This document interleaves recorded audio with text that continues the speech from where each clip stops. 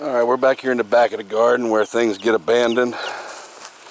We got one back here, ain't been taken care of. Here's another one.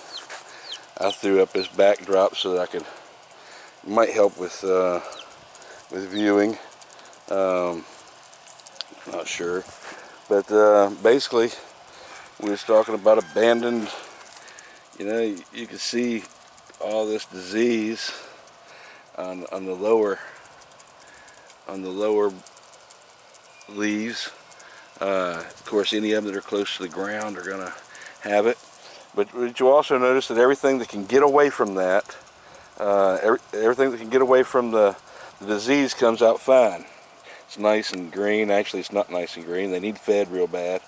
You can tell by their light color that they definitely need some nitrogen. Really needs everything, but like I said, didn't really care about it. Left back here.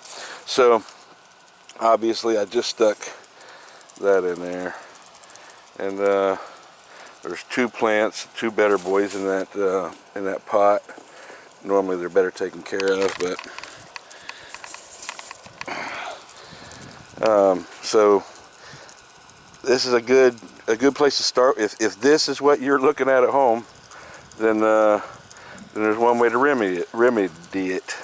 I stutter a lot when I make these videos. I'm not real good with speaking, but as long as the point's made, you don't just laugh about the stutter and the uhs.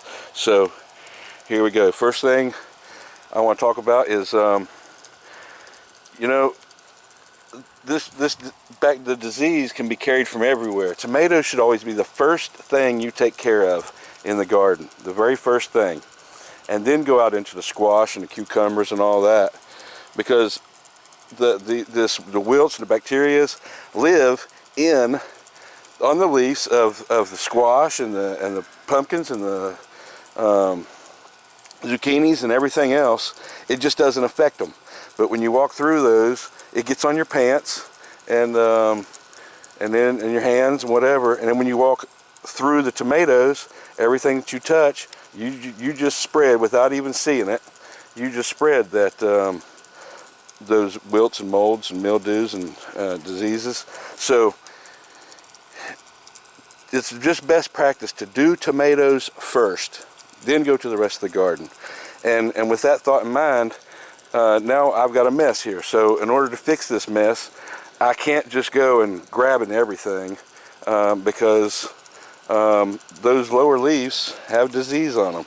And if you take a leaf that looks like that, and you touch it and play with it, and you rub it on to one that has nothing on it, you're going to have something on it.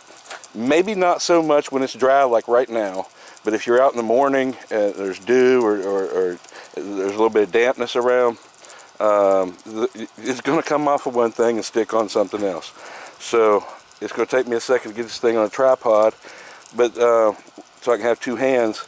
But basically what I got to do is by touching the good parts of the vine, I need to get this thing stood up so that I can work on it. So I'm going to zip tie that to the, and then we get started from the bottom up, cutting off all this bad stuff, and without touching anything good.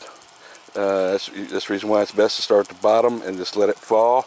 But let me try to get this thing on the tripod real quick, and it's going to take a second.